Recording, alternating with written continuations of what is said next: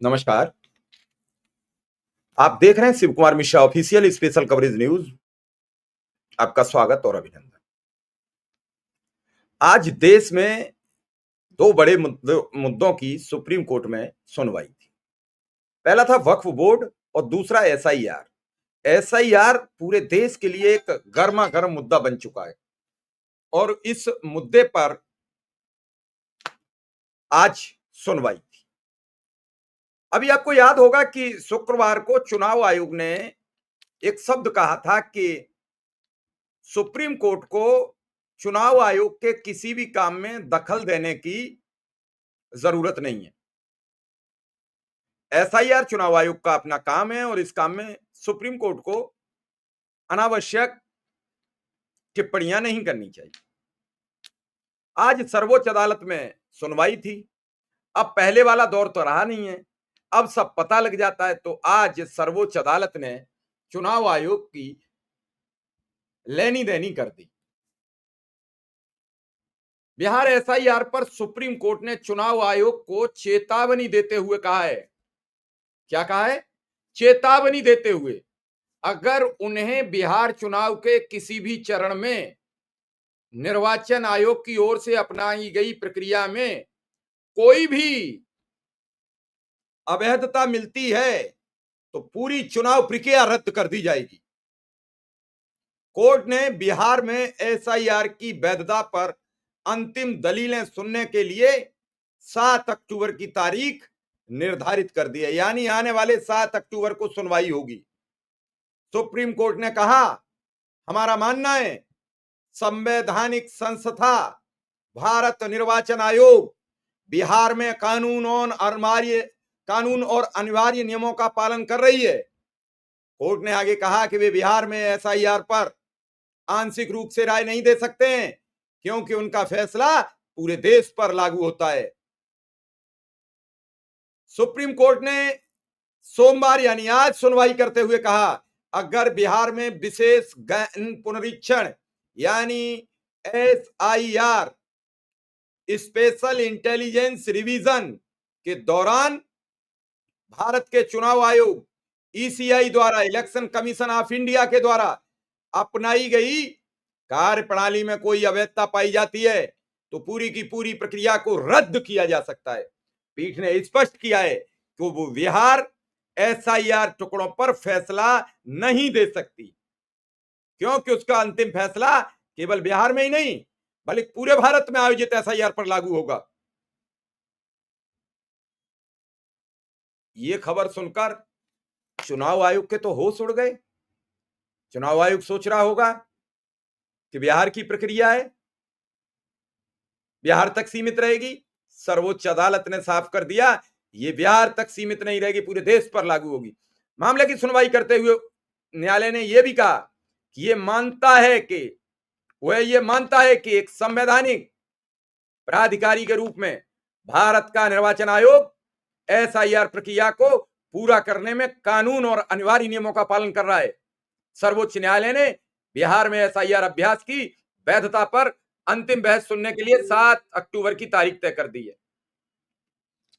Supreme court ने पिछले सोमवार यानी 8 सितंबर को आदेश दिया कि बिहार में चल रही एसआईआर के दौरान मतदाता सूची में शामिल करने के लिए आधार को 12वें दस्तावेज के रूप में स्वीकार किया जाना चाहिए।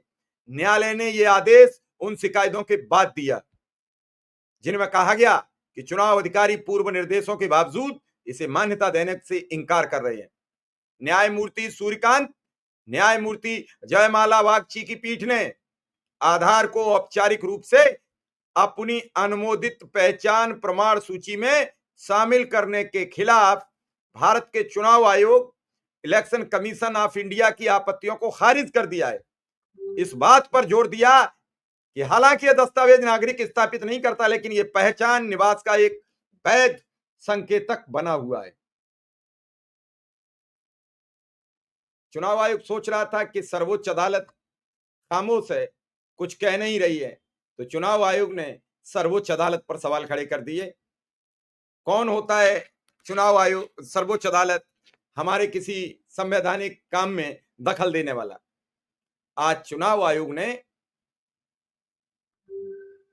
बिल्कुल सटीक कह दिया कि जरा सी भी गलती पकड़ ली तो बिहार की नहीं, पूरे देश की एसआईआर की प्रक्रिया खत्म कर दी जाएगी। इस खबर के बाद मुझे लग रहा है कि खलबली भारतीय जनता पार्टी में मची होगी,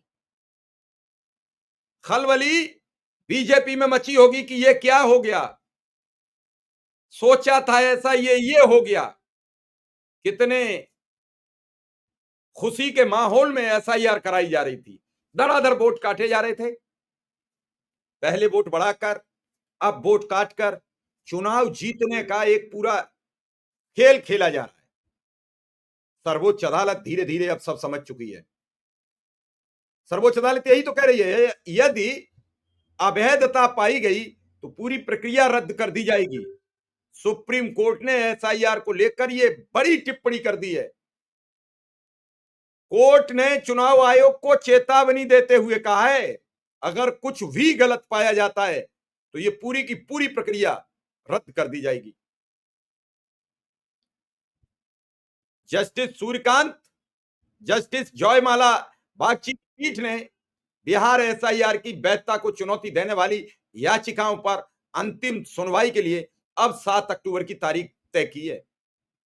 पीठ ने सुनवाई के दौरान यह स्पष्ट कर दिया है कि वह बिहार एसआईआर पर टुकड़ों में राय नहीं दे सकती। साथ ही कहा, यह उसका अंतिम फैसला केवल बिहार में ही नहीं बल्कि पूरे भारत में आयोजित एसआईआर अभ्यासों पर लागू होगा। जहां जहां तुम एसआईआर करोगे वहां वहां यह फैसला लागू होगा। कोर्ट ने 8 सितंबर के अपने आदेश को वापस लेने की मांग वाली याचिका पर नोटिस जारी किया है। दरअसल कोर्ट ने अपने आदेश में चुनाव आयोग को बिहार में एसआईआर के लिए आधार को 12वें दस्तावेज के रूप में शामिल करने का निर्देश जारी किया था।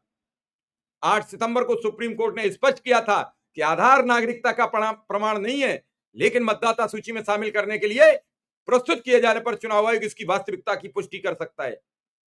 विपक्ष ने आरोप लगाया था कि एसआईआर प्रक्रिया से लोगों को मताधिकार से वंचित करना है, क्योंकि मतदाता सूची में नाम जोड़ने के लिए आवश्यक 11 दस्तावेजों में आधार शामिल नहीं है, जो अन्य दस्तावेजों के विपरीत एक सामान्य दस्तावेज है।